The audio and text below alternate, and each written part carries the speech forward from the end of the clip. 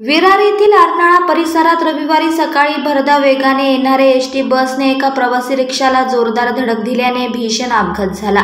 या अपघातात रिक्षाचा अक्षरशः चक्काचूर झाला असून एका 55 वर्षीय प्रवासी महिलेचा जागीच मृत्यू झाला, तर दुसरी महिला गंभीर जखमी झाली आहे। पोलिसांनी दिलेल्या माहितीनुसार रिक्षा चालक पूनम वराठा या 3 प्रवासी महिलांना घेऊन आगाशी येथून अर्नाळा येथे जात होत्या। सकाळी 9च्या सुमारास अर्नाळा लक्ष्मण रोड सोसायटी समोर विरुद्ध दिशेने आलेल्या अर्नाळा शिर्डी बसने रिक्षाला समोरून धडक दिली।